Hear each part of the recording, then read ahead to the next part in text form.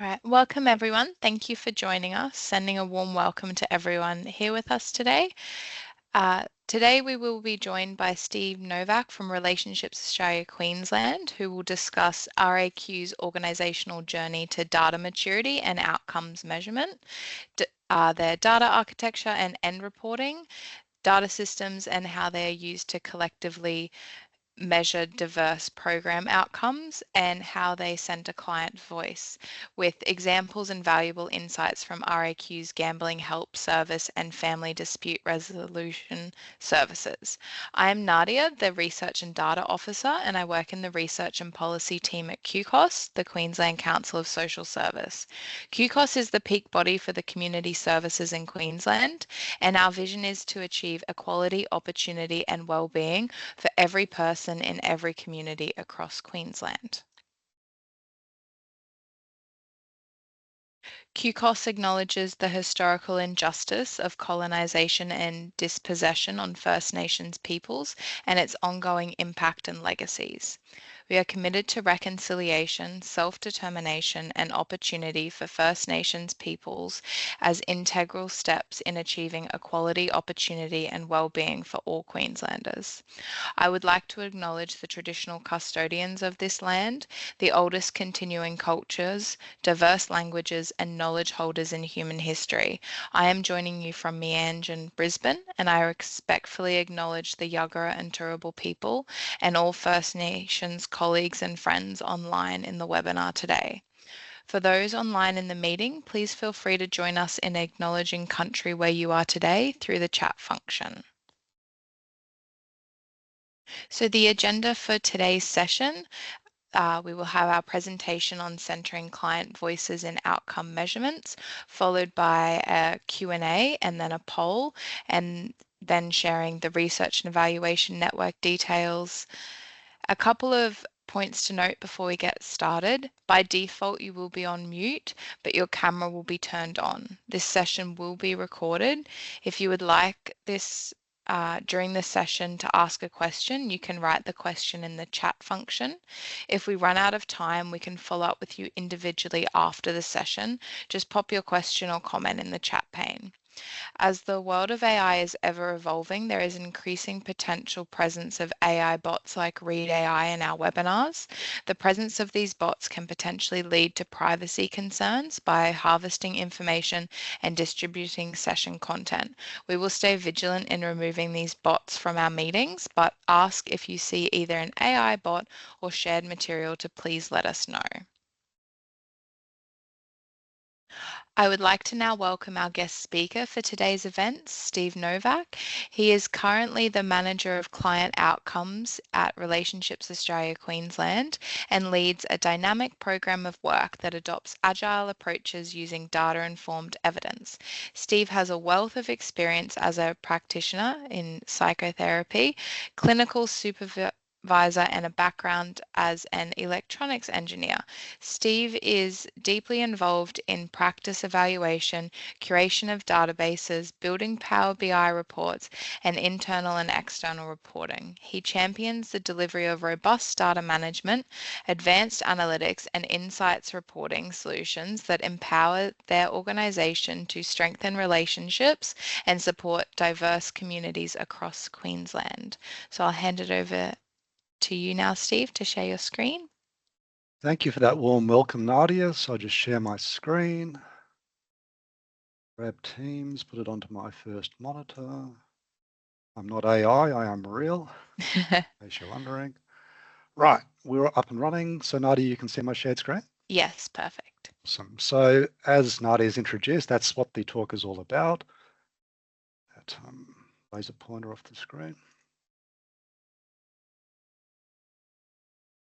Switch it back on, there we go. Yeah, so let's go. I'm sitting on Gubbi Gubbi country, so Wanyunulam from Gubbi Gubbi country, allegedly the Sunshine Coast. It's not sunny, it's been raining for the last 4 days, supposed to be concreting this weekend. That ain't gonna happen. It's a quagmire outside. So I'll pay my respects to elders past, present and emerging and just say thank you for coming out today. Thanks to QCOS for hosting this webinar. And thanks to all of you for taking time out of your busy working schedules to come and hear me speak about stuff which I find very exciting. data, client outcomes. It's all things that I live and breathe in my working life. The agenda for today is it's mostly about the client voice. Client voice is going to be woven into everything that I speak about, but there's a little bit of tech stuff, very high level tech, so don't freak out that it's going to be lots of big words you've not understanding. I'm at my heart a psychotherapist, not a technical person, but as Nadia mentioned, I've got a background in electronics engineering, so I do speak tech as well. So those are the 6 items. So finishing off with a little bit of a touch on what Nadia warned us about, the AI bots. So what is the future in terms of client voice and data mining with AI, which I find quite exciting. First of all, though, who are we, Relationships Australia Queensland? I'm guessing you've heard of our organisation. There are chapters of Relationships Australia across all Queensland, across Australia states and territories. And we've got a national body as well in Canberra. So they're looking after advocacy, strategy, research, those sorts of things. So who are we? I guess a tip is in the name, Relationships Australia. We are championing, fostering healthy relationships across the lifespan. So we have in the Children's Contact Service, children, babies, toddlers coming along with their parents to supervised visits. We have older people as well in our elder mediation, elder abuse prevention support services also. So we're seeing individuals, couples, families across the lifespan. And mostly we are offering, our claim to fame, I guess, was originally relationships counselling. These days it's a balance of counselling, mediation, case management services, and also educational services. Where do we operate? So we're centred in Queensland. We have a service, so as an example of a service, the Gambling Help Service, which we co-partner with Lifeline, Darling Downs, Uniting Care, Centacare. So we're providing a service to any Queenslander who is experiencing problem gambling. And also we've got nationwide services. So the Family Relationship Advice Line is a nationwide call-in service. So it's called-in online service. It's offering information advice referral. It's also doing legal advice and telephone dispute resolution. So quite a mixture of services being offered. Mostly they're Queensland-based, but also the national service. Okay, onto the good stuff, the client voice, and talking about program co-design. So you may be surprised to know how many sources there are of the client voice in your business, but I'm interested to find out from you. So I'll just flash a question up on my next slide. I'd like you to respond intuitively to that particular question. So just think for a couple of seconds. If you're liking the response you get, feel free to share it in the Teams chat. So here's the prompting question. Don't think too long. We're after intuitive response, not a logical cognitive response. Why is the client voice important? Why does it even matter in your business? I was doing the washing up a couple of nights ago and I was pondering on that very thing. And I realized I'd got the answer a few weeks ago. We often do things in reverse that way, especially when I'm looking at intuitive sort of stuff. And this is the response that I got. And remember, I'm a psychotherapist at heart. So if you've ever heard of Miller and Duncan, so their work with session rating scale, outcome rating scale, you'd be aware that the therapeutic relationship working alliance is the most important predictor of client outcomes. And that involves listening, understanding, validating your clients at a very deep level. It's very reassuring for clients when they come along and they finally think someone that gets me, they're listening and understanding and really in tune with me. So attunement is a word that I use quite often with respect to that working alliance. And I believe, and this is my personal opinion, that same, not just psychotherapy counselling, but mediation, case management, education, it doesn't hurt to have a good working relationship where you're providing a tailored service delivery, listening to the clients, presenting needs, issues, their goals for the service, and tailoring interventions to actually suit. That's generally going to lead to good outcomes for the client. Other answers to that question, I'm keen to, I'll read your answers in the chat, probably after the meeting, though, not during. The other sort of things I came up with would be agency, so client agency, client self-determination, that ability to take control and have choices to be made, both in the process of service delivery and outside of that. Improve service effectiveness, that's the towing the corporate line, of course, and also cultural competence and reducing bias. So when you go to develop and design a program or a service, especially dealing with diverse communities. It's very important that that client voice is incorporated, so you do build in that cultural competence and reduction of bias. So at RAQ, this is what we reckon are these sources of the client voice. Depending upon where you're working, what area of the sector, you'll either be familiar with these or there may be a few new ones there. So at intake, the first session or two or three, we are talking with a client about what's going on for you, what do you need from our service. And that is captured either on intake forms, it could be in case notes. It's often qualitative data. So it's just narrative data, which is, it's interesting, but it can be difficult to analyze. And that will take us to the end of the presentation, which is AI, but more on that soon. Case conversations, so throughout the client journey, through your service, there are those conversations around interventions and choices around interventions, how the client is traveling, etc., etc. And they're captured typically in case notes. You've got your SMART goals, and goals will lead to thematic analysis, which I'm going to talk a lot about today. So goals, once again, are qualitative data, just that free text sort of data, and there's a gold mine of information within those goals. Client outcomes. 6, 7 years ago when I started this role, client outcomes was just a thing of the future, blue sky thinking, and now it's part of business as usual for our organisation, probably for your organisations as well. We use a framework called PAR, Participatory Action Research. If you've never heard of it, then go and Google that. It's a great method for collaborative inquiry. So we're not looking at client self-report. We're not looking at practitioners as the experts coming up with these scores. It's a collaboration between the two. And that does create insight for the client, insight for the practitioner. It's a brilliant system.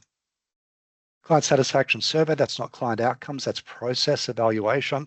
We do that. The funding bodies need us to do that, and I'm sure you're doing that as well.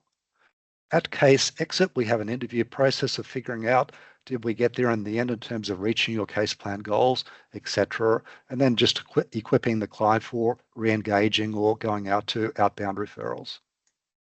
Follow-up check-in and the community reference group are wish list items. So all those 8 items on your screen, I would say we're doing the first 6 at RAQ reasonably well, getting better and better at those. Follow-up check-in we haven't done over the years.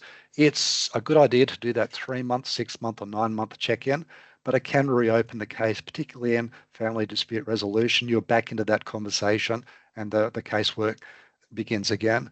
A tip there is that you don't get the caseworker to make that phone call or that video conference call. You get another worker to do that, so less chance of reopening the original conversations. Community reference group is a group of people from the community. Could be clients, support people, researchers, even anyone with some sort of skin in the game and wanting to have a voice. And that particular group would sit and inform program logic design. So when you're designing or reviewing a program, the community reference group would be there having a voice in terms of the way that that process rolls out.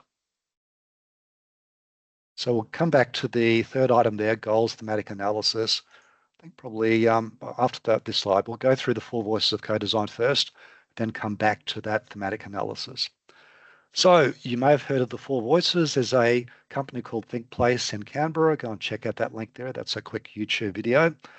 This is the way that we tend to operationalize a process of designing a new program or reviewing a new program. We always start with the voice of experience, which is the client voice, clients or support people.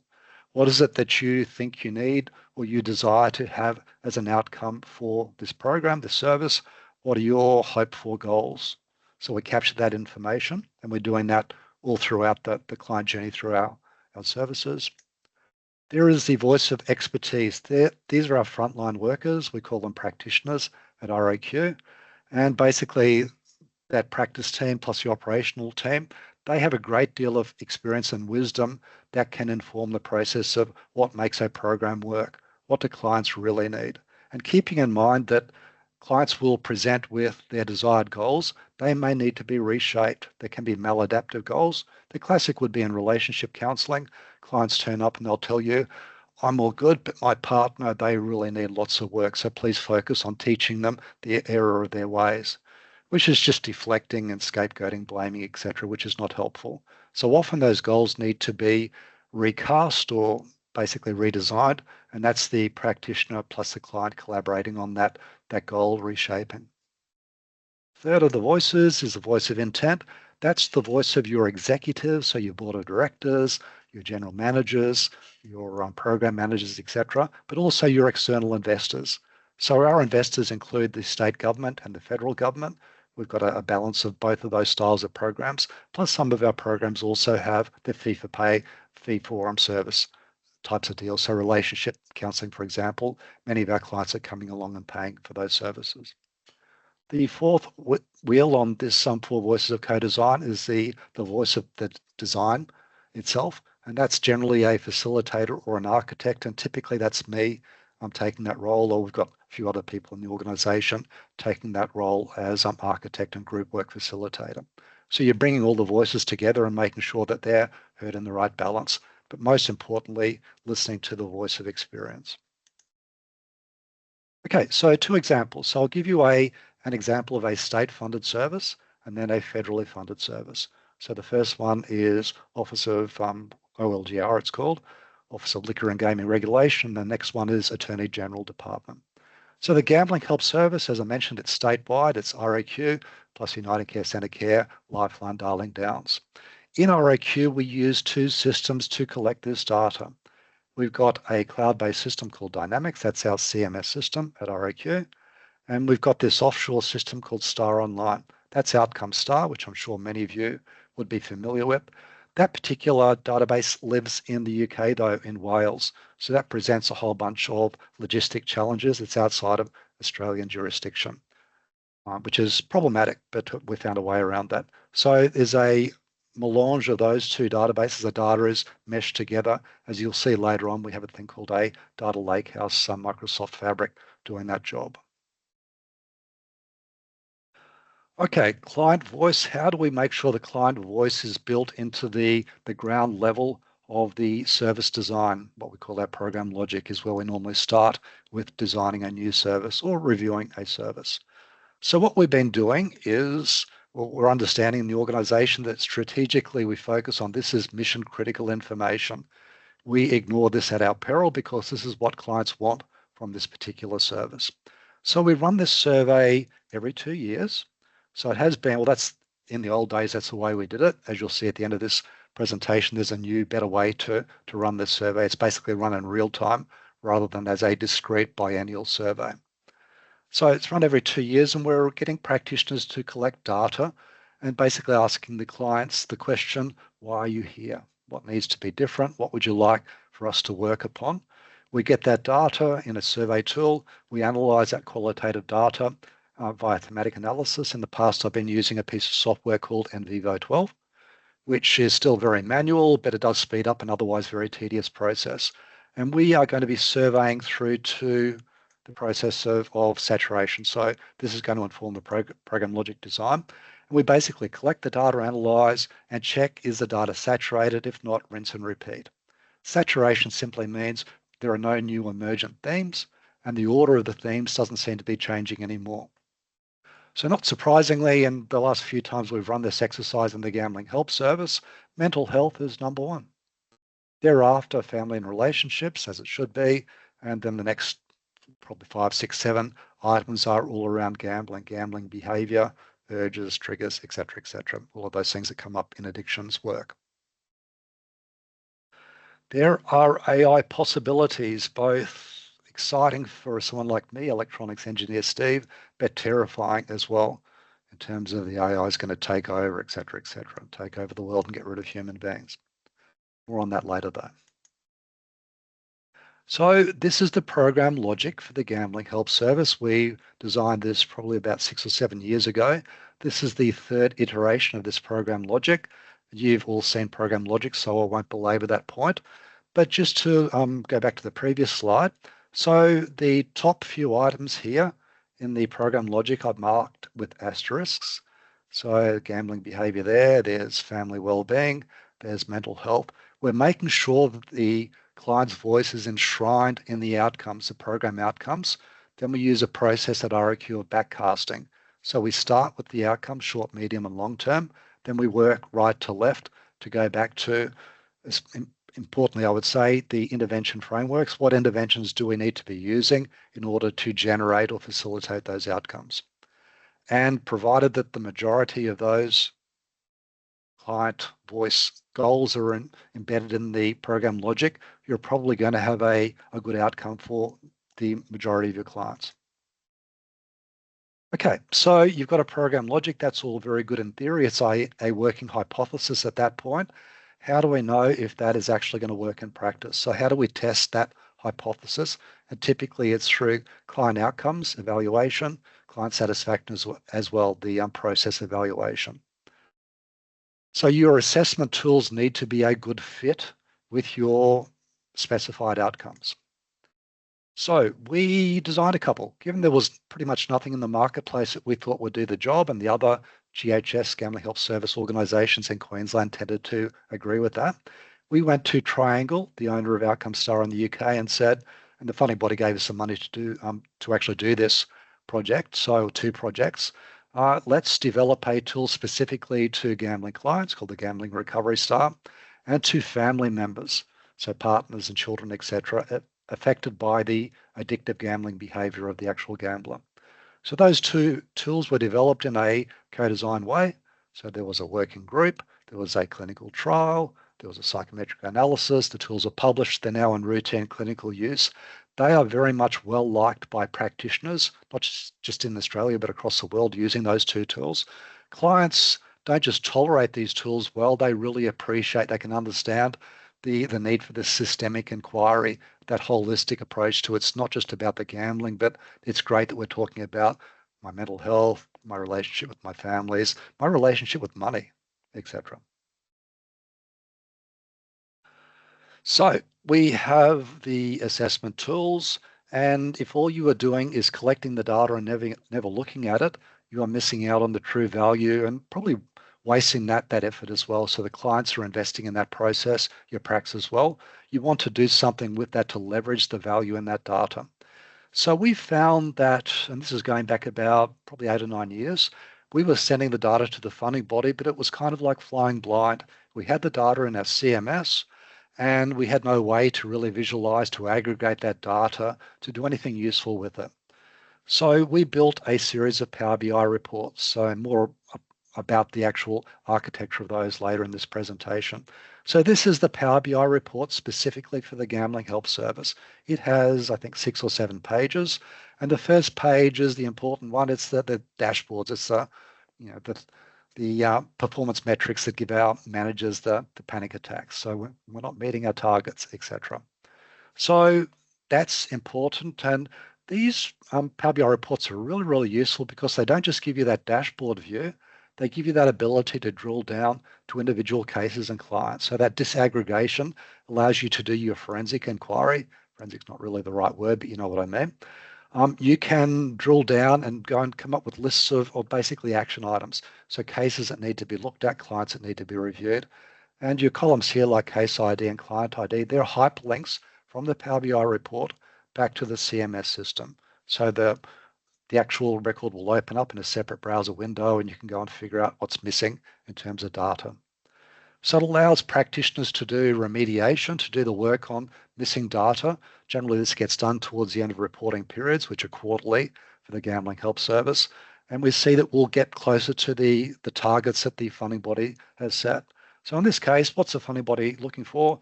Lots of clients through the door. The majority of clients to be assessed at intake, that's your pre-service. Also assessed at follow-up, so the case review, that's your post-service. STAR has been completed, outcome STAR. We're seeing there about 65% of clients are being assessed through their journey in the case. Not quite at the target, but getting perilously close, and that's a good result. We would like the majority of our clients to complete a client satisfaction survey, or at least a half, and that's a good representative survey sample. So we can generalize from that basically clients are reasonably happy with the service. So a few other report pages. So this is another page from that Power BI report. This is client satisfaction. We're looking at the individual 4 questions that have been mandated by the funding body. Did you feel like the staff respected you, listened to you, confidence in your counsellor, etc. And importantly, there's an overall score, average client satisfaction score. And then we will group those together, the 4 items, into overall positive, neutral, and negative. If you're familiar with the data exchange scoring those metrics, that's where we've pinched that idea from. And generally, that is telling us and telling the funding body that clients seem to really appreciate the service. Our pracs know that. They know they will appreciate it, but it's good to have the quantitative data as well to back that up. This is near real time, by the way. The work that was being done yesterday by the practitioners, they can see that work the next day in the report. So it's near real time reporting, which is awesome. The most important part of this report, of course, is the client outcomes. We're looking at the STAR assessments. So the first STAR that's been assessed, that's at intake, and then the follow-up STAR, the latest one of those. What is the actual change? If you speak stats, and I do, I've got a psychology degree. So if we look at outcome 1, so I think outcome 1, 4, 5, and 7, which are gambling, how you use your time, money, so finances and emotional well-being, mental health. Each of those is a large effect size.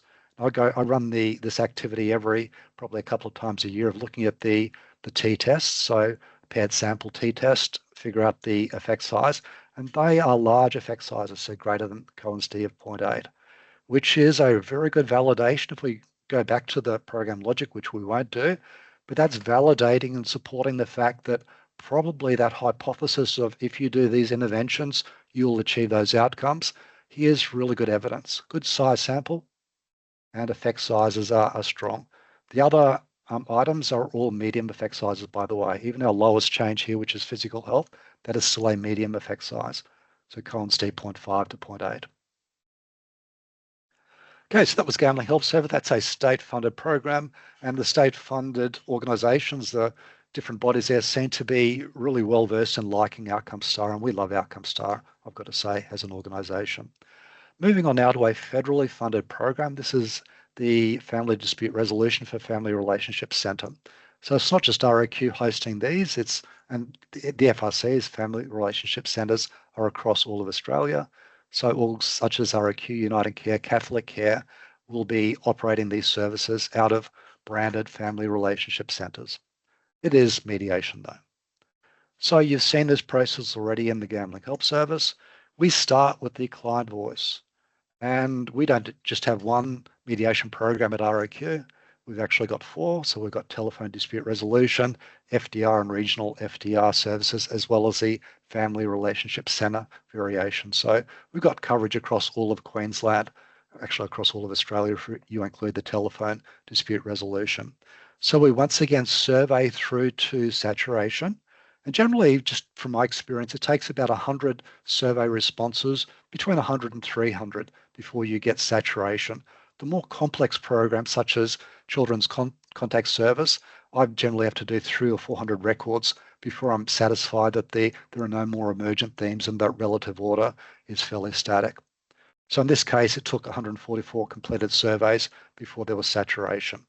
If you're familiar with mediation, so family dispute resolution, there's no surprises here. So it's parenting plans, agreement about how we're going to do co-parenting. Communications is always at the top of the list. And then agreements around property and finances is the third one. Just reiterating those points there. So moving on to the program logic, same thing again. The items with the asterisk are the client voice items from the thematic survey that's conducted using NVivo 12, that every 2 years survey that we're doing. And once again, we backcast, we start with these, and it's not just the client voice, I should add. The 4 voices of co-design are all embedded in those short, medium, and long-term outcomes, particularly the client voice, especially the practitioner voice, the voice of expertise, but also the other 2 voices, voice of intent and voice of design. And that leads back to, once again, hopefully a list of intervention frameworks that will achieve those outcomes. A hypothesis untested until you start collecting your client outcomes and just test, is that really working? So if you do have federal funding through the Attorney General's Department or similar, you'll be familiar with the SCORE data system, standardized client outcomes rating. You'll either love it or hate it. Pure researchers hate it. I love it. I think as a method for collecting practice-based evidence, it's fabulous. So circumstances, goals, client satisfaction are all the variants of data that's collected with the score system. If you don't have federal funding, the next 30 seconds or so probably won't mean a great deal to you, but I'll just push on. So the problem with this is that this data gets pushed across to the funding body through a portal called the Data Exchange, DEX for short, which is awesome, but it's quite a cumbersome portal to actually access. It can be a time waster. What we found is we only give access to the Data Exchange portal to senior managers. And the problem there is that where are all our venue managers, our practitioners going to be able to get a sense, read the pulse, do a temperature check on how they're traveling with collecting this outcomes data? A, are they collecting enough data? And B, what does the data tell them about their individual practice? So what we found was the best way to achieve the best of both worlds, so data to the funding body, but internal reporting, was to build a report that basically mimics what we find on the data exchange in terms of the performance metrics and the various things that the contract managers would be looking at. So activity work plans and activity work plan reports, all of that can be gleaned from this particular Power BI report. And so ideally, and what we're finding in practice, all our ROQ program staff get a similar view in this report to what the contract managers are actually seeing. So hopefully there are no nasty surprises when it comes to those activity work plan report writing periods, the end of the 6-month reporting periods. So what are the funding body expectations? And this is talking about the Attorney General Department. What are they looking for? And keeping in mind that this is not mutually exclusive in terms of what practitioners would be hoping for clients and what are clients hoping for. So it's kind of a top-down focus, but it's not dissimilar to the ground up, what's actually required by clients and what practitioners would desire for their outcomes from their client cases. So what are the funding body expectations? So lots of clients through the door is always good. The federal funding body wants to see the majority of clients assessed. So for this particular program, Family Relationship Centre Mediation, we've got 70, so close to 76% of all clients have been assessed pre and post, which is fabulous. So that's a large number of clients in the world of stats. That's a very significant sample size of data. Client satisfaction, 82% surveyed. So that's a BAU thing. We don't survey our clients once per year, as some not-for-profits do. We expect our pracs to offer a survey. We can do it either pen and paper survey or do it electronically. Client voice in Dynamics 365 is an option. So an email survey can be sent out that the client can complete. And that completion rate is awesome. So in terms of data collection, that's already ticking the box of what the funding body expects and what ROQ sets as internal targets. Next page you've seen before on the Gambling Help Service. What's the funding body looking at there? They like to see the majority of clients being assessed. They want to see a score, average satisfaction score, greater than 4 out of 5. So 4.63, big green tick. What does that actually mean? It means that clients appreciate the service. And we're talking about mediation here. Very often party A and party B don't get what they wanted to get as outcomes from the mediation, but they can separate that from the fact that the mediators were expert, the whole service was very cordial, kind and respectful. There's a good deal of empathy being shown. So they will reflect that in their average, their client satisfaction scores. So positive satisfaction, neutral satisfaction, add those two together, 96 plus 3 is 99.5. That simply needs to be greater than 80% from the funding body perspective. We set the internal benchmarker that needs to be better than 95%. And if not, we start to ask questions, go back to the client voice co-design process of talking to our clients around what needs to be different. For the next time we redesign the program logic, that will be probably a research question in the survey. What would you like to see more of or less of in this particular program? You've got your circumstances. We collect in the mediation 5 circumstances, so child wellbeing, community, family functioning, mental health, personal and family safety, and we're seeing positive change scores across all of those. These, for those 5 circumstance domains, are medium effect sizes, a very large sample size. Once again, the funding body is hoping to see that plus that greater than 80. We're hoping greater than 90% in terms of circumstances. We're typically meeting that benchmark. Goals is the other part of the triad of the score data that's being collected. And we are seeing that in mediation, across all of our 4 mediation programs, mostly our practitioners are scoring behavioural goals and empowerment. Empowerment goals are typically the parenting plan and the agreement around property finances. So no surprises about those being the popular goal categories being scored. The average goal change, and these are all large effect sizes, by the way. What does that tell us? Clients reliably move towards their goals when they come to our mediation programs. Once again, add those two together, positive plus neutral, greater than 80% from the funding body's perspective, greater than 95% from ROQ's benchmark perspective. We're sitting at 97.5. So taken in totality, what we're seeing there on aggregated data terms is a service that seems to be meeting the requirements or meeting the expectations of the program logic. So there is strong evidence in what I'm showing you here that the hypothesis of if we do those interventions, we get those outcomes. There is evidence here that that's actually what is taking place. Above and beyond that, going back a few slides, when it comes to the end of the reporting period, the practitioners can sit down with their managers and just have a look at cases where I may have forgotten to do a pre-service, didn't get around to doing a follow-up, or I missed the client satisfaction survey.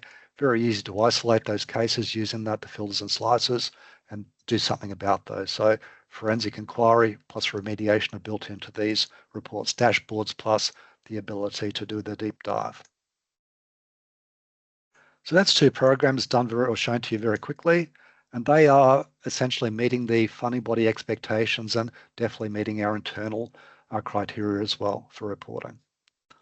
All right, how do we do all of this? So I'll talk very briefly and at a very high level about the data estate architecture that we've built at ROQ. It's getting close to being state of the art.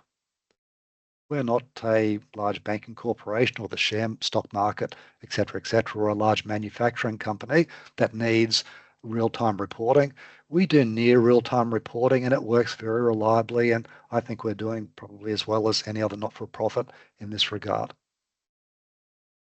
So this is what our data governance structure looks like. We have a whole bunch of databases, and I'll go through those on the next slide, some of those. And we've got data stewards. So I'm a data curator, data steward for the Star Online database that lives in the UK. What do data stewards do? They look at the data health, data completeness, and just keep a finger on that pulse. There is always entropy with data collection. If nobody keeps an eye on that, you tend to get less data and the data health will drop off over time. And we flow up to the general manager, Brad may be present in this meeting, and then to the executive. I sit in the data and reporting team, and there are these variety of roles. So if you're sitting today and you're in a small not-for-profit, this could be a bit daunting for you. And it's daunting for us as well, because if you went out to the marketplace to employ all of these roles, so one of those, et cetera, 5 of those roles plus an external data contractor, you're going to be sinking $1 million per year in salaries and ongoing costs. And let's be realistic, no not-for-profit, unless you're a huge not-for-profit, can afford that. Certainly not ROQ. So instead, we get existing staff and upskill them. So for me, I've got a bit of a background in engineering, so I do some data science, that's my psych degree, bit of DA work, BA work, and I dabble in data engineering, but basically I'm fairly clueless. We've got another worker, so Andrew is an expert in database administration, data engineering, and Andrew and his colleague B, they're the conduits to the external contractor who does all of the hard stuff in the data engineering space. And there are things in data engineering that's simply beyond the scope or the remit of a not-for-profit. You don't want to get involved there. It's a rabbit hole of wasting money and time, basically. So you can do this, and just out by the by, ROQ is an organisation of about 500 people. So we've got coverage of all of these roles. It's not a person doing any of these things. It's a person like myself covering a few of these roles and just being upskilled along the way.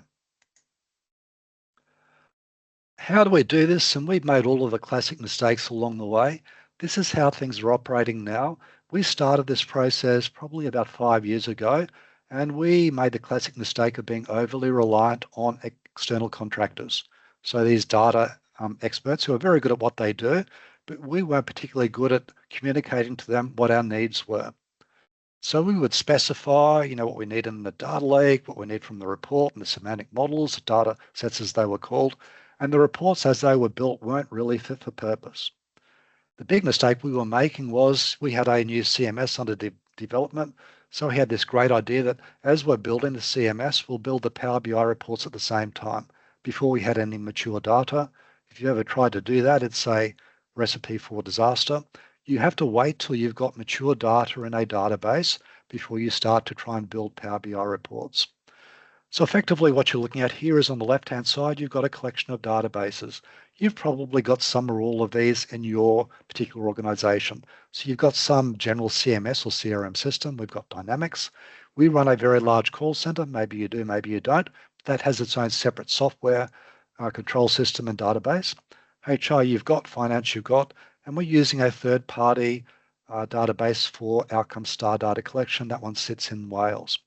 So we are ingesting data from each of these. So ETL is called extraction, transformation, load is happening every day at about 5 a.m. And the data comes into a data lakehouse called Microsoft Fabric.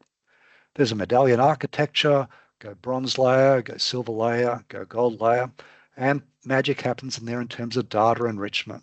So the data that comes in is enriched. So the data coming out of it in the gold layer has additional logic, extra tables. It's basically been sanitized quite often as well. So the data is ready to go into these semantic models. Now, previously, the external contractor would keep going. They'd build models, they'd build reports, and those reports generally weren't quite what we expected. So we put in a dividing line just down the middle through here. And now what we do is we have this data and reporting team that does all of the building of reports. So 100% of reports, and those two reports I've shown you today, I built those basically with help from the external contractor, but that's my own work. And all of our new reports now are built by ROQ staff members, which means we can investigate, talk to SMEs in the organisation, build, and have a very agile approach to developing and adding enhancements to those reports. So if there's a business use case for what about if this report did this, that, or the other, generally we can turn around that new revision of a report in less than a working week. So we don't get too fussy when we build reports now. We use the 80-20 rule, get it about right, 80% right, give it out to the organisation. They do the beta testing. These are all the ROQ users over here consuming the reports, and they give us feedback, and we rapidly iterate these reports. This whole system works surprisingly well, given the complexity of it. Our reports basically are permanently up. We have, through our external contractor, an ability to log bug tickets and to get things fixed over in our data lake. But generally, from month to month, there are 0 bug tickets now. The Power BI reports simply work and work really well. So I'm very happy with what we've got established here. And more importantly, ROQ business users are more and more starting to love these reports, finding them just basically critical for their day-to-day functioning. And it's that ability to not be flying blind. So to do the work, they know they're doing the work very well, but here is the evidence to actually show that to their managers, to external funding bodies, and that validation is very important for workers in our industry, I would say. The future, which is equally scary and equally exciting for me anyway. I love AI. I use on a daily basis probably 3 AI tools. So in my Power BI report design, I've got to write software code in languages that I do not speak. So there's DAX, there is M code in my queries, there's SQL, there's JavaScript, there's a dozen or so programming languages that I don't really know how to program in. But provided I understand the logic of what I'm trying to do, the AI tool that I use is able to give me examples of the way the code structure should be, the way the actual syntax, the way the expression should look. And I can very quickly write reports. I'm probably twice as quick creating reports as I would have been if I've got to get textbooks out and look for examples on YouTube, etc. I also use AI I do a lot of creation of video content for e-modules, so training modules for ROQ staff. So I do voice to text conversion using an AI tool. I then do text to voiceover conversion using another AI tool. So all of that is kind of third-party external tools. There's no confidential information, so no proprietary information is ever shared with those external tools, open source tools, which is good, but it brings us to a frontier that we haven't crossed as yet, though. And that frontier is how to do data mining. So earlier in the presentation, I spoke about that thematic analysis that we are doing, which is taking the client goals and the client's voice and analyzing those to have the emergent themes rated by frequency. That's awesome. That's a small amount of data that we collect every 2 years. That's maybe 1% of the useful data we would have in our series of databases. So I'm fairly confident that we are not leveraging 99% of our valuable data in our variety of databases, particularly in our CMS system. And there's a couple of reasons why that is the case. And I'd go out on a limb and suggest that you're not-for-profit as well. You've got terabytes of data that you're actually not using. It's collected, it's sitting, gathering a thick layer of dust. And this costs money, by the way. Data collection costs money and manpower, person power, and it costs money to host that data somewhere to store it. So that manual thematic analysis I've spoken about, my maximum before I start going crazy is about 400 records, 400 completed surveys. It takes me hours and hours to trawl through and keep going through to extract the themes. I'm quite good at it using that piece of software, but it's very tedious work. AI can analyze our entire database, which is terabytes of data. It may take it initially about a week, but go through that and extract all of the information around at intake. What were the presenting issues? What did risk and safety look like? What were the client's desired goals? Did they actually meet those goals across the journey through their services? What intervention frameworks were effective? Which were less effective? What are the gaps in service provision in terms of demographics, which maybe client group or a marginalized client group or minority group is being missed out. So all of those things can be identified by an in-depth AI analysis of the data setting in your CMS. That's awesome, but there's a major but. The model must be hosted in Australian sovereignty. We haven't found a suitable solution yet to that. And it can either be on-premise. We don't tend to use on-premise that much anymore. Most of our software apps are cloud-based. So either will be fine, but you don't want to have the second thing being violated, which is your proprietary information is being shared. So your client worker information has got to be protected, but also your sensitive business information, IP. Protecting IP is a bit harder to guarantee. Protecting your PII info is a little bit easier. Importantly as well, you don't want a dumb AI architecture model in your business. So you can go out and spend 100,000, 200,000 on a model, which may not be growing in intelligence apart from what it learns from your business. A good AI model, the open AI, is learning based on global experience. So not just your business, but businesses all over the planet doing a similar thing to what you're doing. The AI can grow its model, and that's based on the data patterns, distributions, relationships, etc. So we will find a way to get around those three things. And the last two in particular, there are methods that already exist for getting around those two issues. So the third one is the one of probably my choice, but the other two will work as well. So there's a federated learning network. That's basically where your model gets updated and the global model gets updated, and those two models get shared. But the actual data, all of this proprietary information data is not being shared. It's just the model itself. And that's made up of the gradients, the parameters, awaiting the algorithms, etc. The way that AI works, that's being shared globally with you in a collective sort of structure. So that's method one. That could work. Method two is used by the US Census Bureau. It's called differential privacy technique. I don't pretend to understand how this works. It's a statistical model based on adding noise to your data. So you've got your data here, you add a whole bunch of noise on top of it so that the individual client records can't be exposed that way. And in theory, that data can then be shared outside of your organization. My preference is number three. I think this is the way we're probably going to go in our organization, but time will tell. It's synthetic data generation.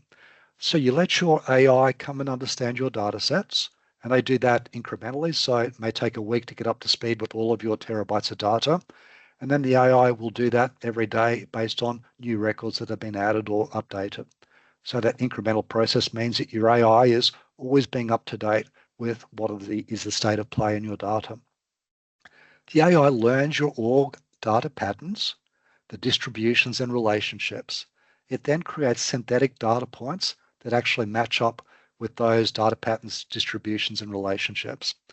And those synthetic data points can be shared externally to other organizations. So they can see the themes and trends, they can do their own analysis of that data. But all of your PII information, your IP as well, and worker information is completely protected. So none of that is shared. So you can share data sets completely with no privacy concerns. And that allows the two-way sharing of the model to be enabled, which I think is very important to make sure you're getting the biggest, best, fastest, most intelligent AI that's actually possible. So I've run out of time, so I'm going to wrap up there. So this is me, Steve Novak. I love collaboration. If you haven't figured out, I'm quite passionate about this sort of work. So feel free to PM me, reach out if you'd like to talk about anything in the presentation. By all means, let's have some questions now. But if you're like me, I'll think tomorrow morning in the shower what I should have been thinking and asking in terms of a question today. So feel free to reach out to me in the next couple of days if you'd like to chat more. Back to you, Nadia. I'll stop sharing now. Great. Thank you, Steve. That was thank you for sharing such valuable work and insights with us today. We do have quite a few questions from the chat, so we can move on to those. I'll read them out. So Kate reflected, it is interesting that the star doesn't ask if things are getting worse. Was there a reason why you stopped at stuck? And you'd need to go into the underpinning philosophy of the star. The star is it's more about measuring the client's readiness to change. So it's the trans-theoretic approach rather than looking at the diagnostic approach of what are the client deficits. So I'm a big advocate for it. So it's more talking about whether the client has the capacity, readiness, and the ability to actually change rather than look at the barriers, roadblocks to that change. Good question, though, Kate. I suggest, and if you haven't used Outcome Star, have a look at it. It's not a great fit for all organisations, but there are probably about 100 Queensland not-for-profits using Outcome Star, and it's in domestic violence, addictions, mental health work, and we use it in 3 programs. So gambling help service, we're using it in the family support service, which is a child safety oriented program, and also in our elder program, so elder abuse prevention support service. And that's 4 different Outcome Star tools being used there. And as I say, practitioners really love them, and the clients seem to tolerate those tools very well as well. Nadia? Great. Thank you. Sarah asked, do you have ways of overcoming any client literacy issues when it comes to surveys? And how do you communicate the value of client surveys for post-service satisfaction to the clients? So the actual survey process in the future won't be a survey per se. It'll be a part of that organic conversation that every practitioner has early on in around the intake time of the client. So client, this is what the service can offer you, whether it's mediation, counselling, and what do you think you need? You're here to achieve certain changes perhaps in your life. What is it that you need? So it won't appear to be an actual survey. It's just part of that intake conversation. That data is captured as qualitative data, and we will extract the value out of that data. In terms of we call it our welcome pack and the client agreement and consent form, we're explaining the terms of the service delivery, what's going to take place, what we use the data for, the fact it's de-identified, where the data goes, etc. And the client's basically giving their consent to proceed with that process. So in terms of literacy isn't an issue because it's not a written survey. It is just a verbal conversation being had with the practitioner. And if literacy or a language is an issue, there can be an interpreter present as well. Great. Cynthia also asked, how long did it take for the first response to the surveys to saturation in each of the 2 programs? The best I've seen, and this would be probably the least number of thematic analysis outcomes would be the Gambling Help Service. So we tend to get about 12 and generally 100 records, basically 100 clients responses would be enough to reach saturation. In programs like the Children's Contact Service, it can be up to 300 or 400 records. The reality is that you don't want to just do a sample of your client records. You want to do all of them. So all of your case notes, all of your intake forms, you want to be reviewing all of that data, which you can't do with manual thematic analysis. That would be just a huge task. AI can do all of that every day, all day, provided you meet all those the roadblocks, you find a way around those. At that point, you can extract all of the value from that organic information that every not-for-profit's already collecting. So the next question from Anna was, how long does it take you to do a thematic analysis? The sample size is large for a thematic analysis. It takes too long. So 400 records, to be quite realistic, it would take me probably 2 days to do 400 records. 100 records I can do. I'm getting better at it. I can do it in 3 or 4 hours. Done well, you need to spend time. You need to do it, then look back over it. And you'll start with emergent themes. You could have 30 or 40, and they get categorized as you go. So you start to roll up 3 or 4 thematic categories into one overarching category. But you start at the top and go back to the top and keep going through it. And that does take time, that iterative process. To give you an idea of this, and I've done this exercise with AI a couple of times. So with 400 records that I've very carefully gone through, and it's records such as client desired goals. So I go through and I manually check each one of those that they've been de-identified. Initially, I do that with Excel, so you can run VBA scripts in Excel to get rid of names and addresses and phone numbers, etc. But you manually have to check all of that is absent. Then I give those 400 sanitized records to an AI tool. The thematic analysis takes around 10 minutes. It writes a report on what it's found, and that report is better than any thematic analysis I've ever done. It was very humbling to see what it could do in 10 minutes. The barrier, though, was you've got to manually check there's no PII information.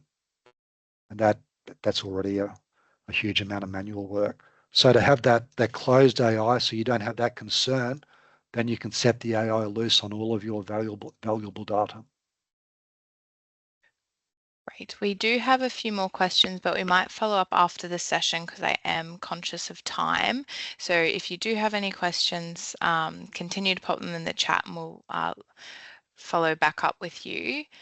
So Amy has posted our poll in the chat. So if we could ask everyone to now participate in the SurveyMonkey poll, we'd love to hear your feedback about the session and how it went. It's a simple 4-question survey.